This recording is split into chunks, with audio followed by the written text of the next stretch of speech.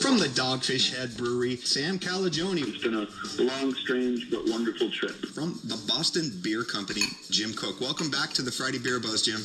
Well, it's nice to be back. Here normally from Aberdeenshire in Scotland. From Brewdog, we have James Watt and Martin Dickey. Welcome to the show, guys. Biggest mission today is just to make other people passionate about your state's craft beers as we are. And now, the three-time winner of the Pennsylvania Association of Broadcasters Excellence in Broadcasting Award, the recipient of 2 Pennsylvania Associated Press Broadcasters Association Awards for Excellence, promoting and advancing the craft and microbrew culture in Northeast PA. This is another edition of The Friday Beer Buzz! And the Friday Beer Buzz, powered by Sabatini's Pizza and Sabatini's Bottle Shop and Bar in Exeter. Sabatini's with the area's greatest selection of rare, craft, and imported beers. Growlers and crowlers and 37 rotating drafts at Sabatini's Pizza and Sabatini's Bottle Shop and Bar, Wyoming Avenue in Exeter. Good morning to Bill from mybeerbuzz.com. Happy Friday and happy fall spring. Yes, yeah, that's exactly what we had. And Lindo's here, Lindo Sabatini from Sabatini's. Hi, Lindo. Good morning. How's it been going? I mean, with all that nice weather, was it busy outdoors? It's been awesome. Yeah, people outside, people enjoying it, getting more beer because you have to drink outside. It's nice. And it's everyone's got the itch to get out. And this weekend, I'm sure with the nice weather, it might be a little chilly, but you got the outdoor stuff going on, so hopefully people come out. We're ready. Ready to go. All right, Bill, what's up? What's going on? So, I ran outside the last 2 days for the first time in, however many months, 6 months, 8 months. And it's like you've never run before. Every muscle in my body hurts. Now, just so people know, it's not like you haven't been, like, when run outside, he means actually running, not like you ran out of your house because you were so happy it was warm. You mean an actual, like, how many mile run? Like you're exercising. Yeah, an actual, I did 4.5 yesterday, and I did 4 the day before, and I'm paying for it today. That's for sure. Well, it was nice enough to do it, right? It was, yeah, it was beautiful out. So we have a little spring beer news, and I'm excited to report on some of these. The first comes out of one of our favorite breweries, Stone Brewing in Escondido, California. They are coming out with a new beer called Hazy Ipa, and Stone is known for their IPAs. And this will be a hazy, obviously, IPA that uses El Dorado, Azacca, Sabro hops. It will hit 6.7% ABV, and it will hit 12-ounce cans and bottles. It has a bright purple pastel kind of looking label. So based just on that, I'm assuming we're going to see it probably in the real spring, not the fall spring. Right.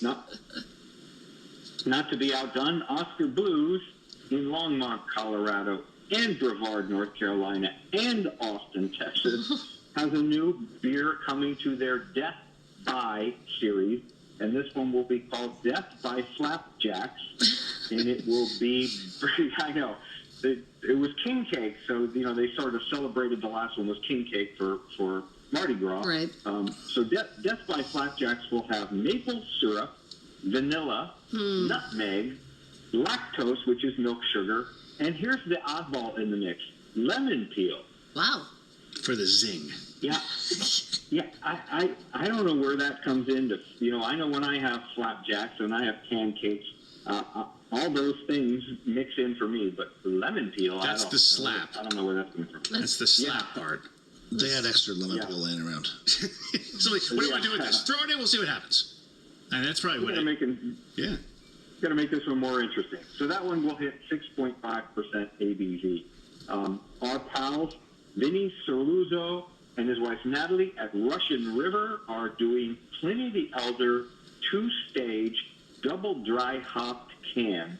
Wow. It'll be 12-ounce cans, 8% ABV. That has to be the single most a whale. We call some of these beers a whale, that people are just chasing it left and right. Pliny the Elder is still one of the biggest whales in the beer world now. And putting it in cans and making it a 2-stage double dry hop, which I assume is going to make it even hoppier, I think people will be waiting in line and fighting to get that one. That sounds interesting. Yeah, it's one I can't wait to try. Bell's Brewery, one of our favorites as well, is coming out with, we mentioned last week that there would be a Oberon variant, and Oberon is a wheat ale that they put out every year, and it comes out on Oberon Day, which is coming up very soon. I think it's March 22nd. But they're coming out with a new variant, and the variant will be Tropical Oberon, and it will be a wheat ale with mango, guava, and passion fruit.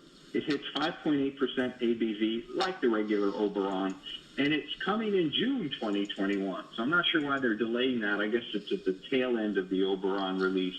But anyone that is tuned in, people ask me, all those people in our intro, we have Jim Cook from Samuel Adams, we have Sam Calagione from Dogfish Head, we have Martin and James from BrewDog. Are they real? They are real. We have them all on the show.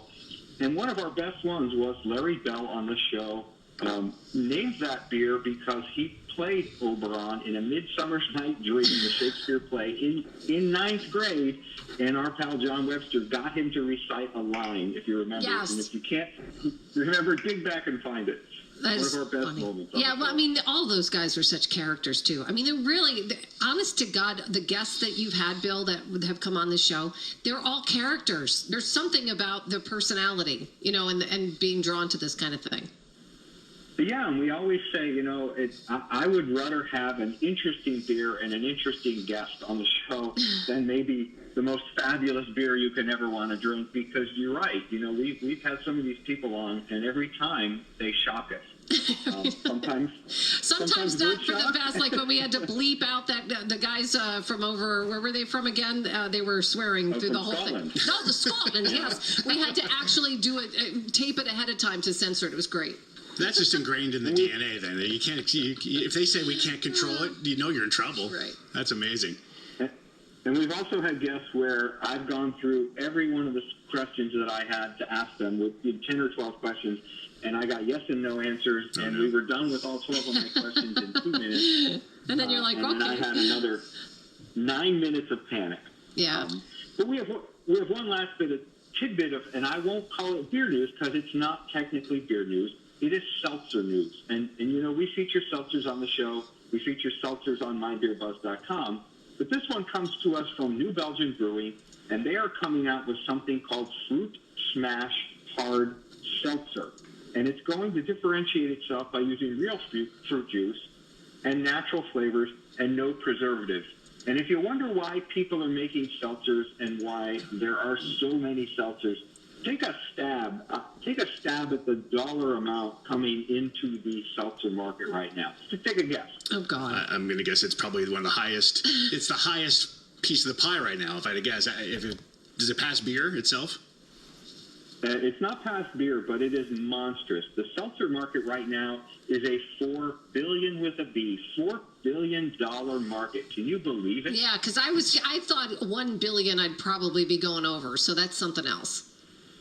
Yeah, no, it's crazy. So not surprising that the New Belgium has entered that market. And everybody that asks me about it on the website, I tell them the same thing.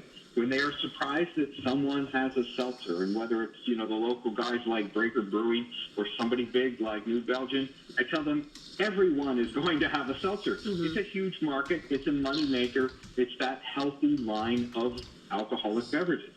Yeah. As far as creating it compared to beer is far more intricate and more money. It's more expensive. So there's a lot more profit in seltzer. So a lot of people that are breweries are able to get a seltzer that clicks and people keep buying it. It's instant money. So it makes them more money, yeah. I have a theory, though, based off this conversation, now knowing that, up at the seltzer makers, a little dull. If I had to guess, the beer makers have to be entertaining people because it's a longer process, a lot more waiting. If you're hanging out with all your friends, you want to hang out with cool people, well, right? The same people, right? Losing beer drinkers to the seltzer market. I think we're gaining drinkers into the seltzer market, mm-hmm. and maybe getting some beer drinkers that cross over a little bit. But yeah, as Lindo said, some are barley based and some get their sugars from barley, like beer gets its sugars from barley, but some are not. Some are just the most affordable, I don't want to use the word cheap, but the most affordable sugars you can get to ferment.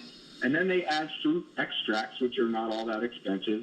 And boom, it's in a can and it's out there. So good they're markup cheaper on that. to make. And yeah. So what we have today, if I remember our conversation correctly, was you guys were dipping Jason's toe into the beer water, to speak, and this one is supposed to introduce him to Something a little bit different. Yeah. And it's not, there are still bigger double IPAs and triple IPAs. There are still the deeper end of the pool. I would call this out of the kiddie pool, but not quite into the deep end. It comes to us from Portsmouth, New Hampshire, from the Smuttynose Brewing Company, and the beer is called Finest Kind IPA. And Smuttynose comes to us from New Hampshire. They opened in 1994, and you know, we all thought we had a great story for where the brewing name came from. And any guesses, Jason, where the name of the brewery came from? It's a Smutty Nose. I'm going to guess that it's something to catching someone's parent or something looking at something they shouldn't have been looking at. And they say, we're naming the beer after you, Grandma Smuttynose. No? No. That's a great story and much less worse than my initial story. But no, it is named after an island off the coast of New Hampshire where the brewery has come from, and it's called Smuttynose Island. And if you look at the packaging, there's a seal on the packaging, and that seal is common to that island. So that's where their logo and the brewery name comes from. I bet the person the person who named it Smutty Island lost their naming privileges after that. They were like, that was a horrible one. I like the name. I think it's very memorable. Smuttynose. Yeah, no, I think it does. People remember it. And I will tell you, prior to the brewery using the island name, that island was best known for the 1877 double axe murder. Oh, jeez. It gets better and better, right? I want to try this beer. You didn't try it yet? No, because when Linda walked in, he gave me this look like, I've been waiting for this. So, all right, here we go. Here we go. So this is... So yeah, he said, give it a sip and let us know what you think. He's very patient. So West Coast IPAs versus New England style IPAs. When you hear people saying these words, West Coast is going to be a higher bitterness, higher IBUs. It tastes like a grapefruit a little bit. Is that? That's the citrus from the hops. Okay, so yeah, so I definitely taste it. And a little bitter. Yeah, typically West Coast IPAs too, they lean, hops have two major categories. They can be very citrusy, which is the grapefruit that you kind of described, right. Or they can be very resinous and piney and sprucey kind of hops and dank kind of hops. And the West Coast IPAs lean a little bit into that dank, resinous, piney, sprucey area, but they leave the little sharp citrus edge in there. So I'm happy that you got that citrus bite out of it. Oh, absolutely. This one uses Simcoe and Amarillo hops, and Simcoe are known for being really resinous, and Amarillo are known for being a little bit resinous and a little bit more citrusy. Do you get any of the resinous in there, Jason? He's sipping.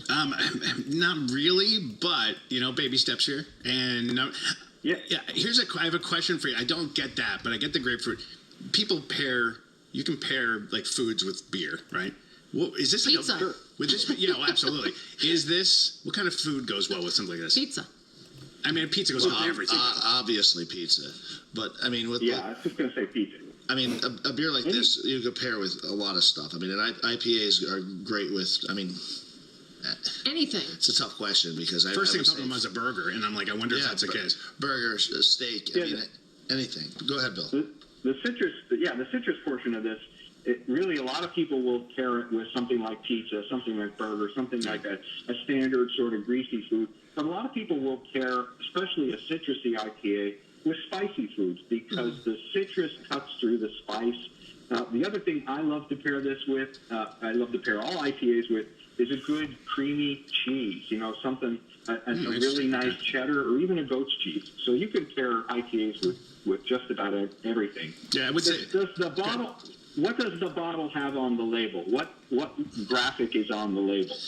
Curveball. It's in cans now. I brought a can, and this is a shadow. It's a shadow of the two older gentlemen next to their trailer with the seal in the background. So the two older guys are Cy and Paul, and they are extremely famous. Now, Cy has left this world. Cy was, when they did that photograph, they did it in 2004, and at the time, Cy, the guy on the left, was 90 years old.